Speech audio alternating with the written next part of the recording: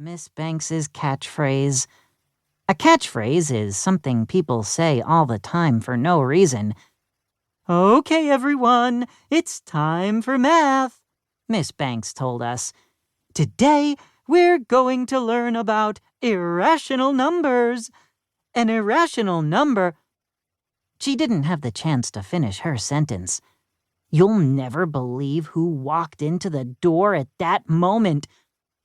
Nobody! Why would you walk into a door? You could break your nose. But you'll never believe who walked into the doorway. It was Mrs. Stoker, the principal of elementary school. "Good morning," she said cheerfully. "Hey, do you kids know how the moon cuts its hair?" "How?" asked Ryan, who will eat anything, even stuff that isn't food. "Eclipse it," she said. "Get it?" I didn't get it. Mrs. Stoker is a joker. When she's not being our principal, she's a stand-up comedian. "Hey," said Mrs. Stoker, "what did the limestone say to the geologist?" "What?" asked Michael, who never ties his shoes. "Don't take me for granted," said Mrs. Stoker. Then she doubled over laughing and slapped her knees. Grown-ups slap their knees when they think something is really funny. Nobody knows why. We all laughed, even though Mrs. Stoker's jokes weren't all that funny. You should always laugh at the principal's jokes. That's the first rule of being a kid.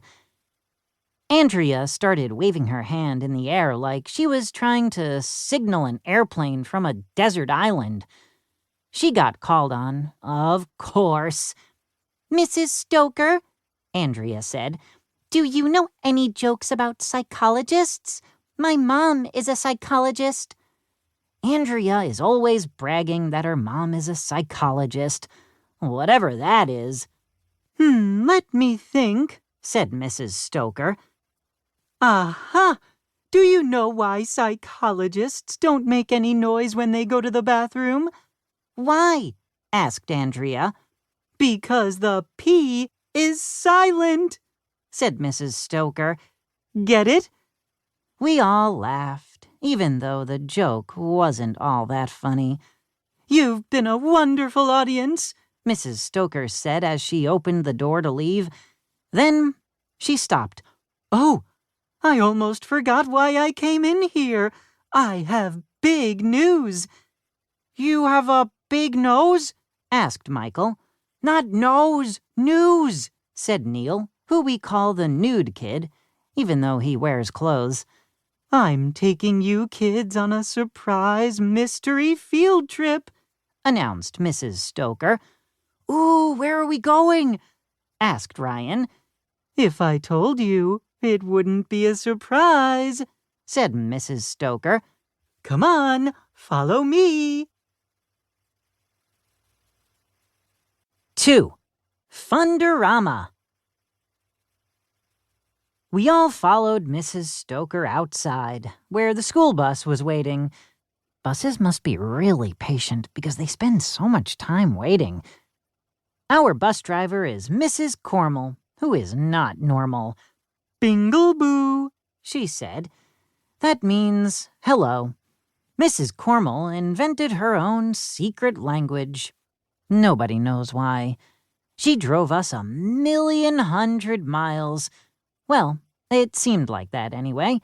Finally, the bus pulled up to a building with a big sign out front that said, "NBN TV's Funderama." Funderama! We all shouted at the same time. Funderama is a TV show for kids. It's on every Saturday morning. The host is this guy named Uncle Fred. "I used to watch Uncle Fred on Funderama when I was little," I said. "So did I," said Mrs. Cormel. Everybody watched Funderama when they were little. The show has been on TV for something like 30 years. I bet George Washington watched Funderama when he was a kid. "We've been invited to be part of the Funderama studio audience," Mrs. Stoker said.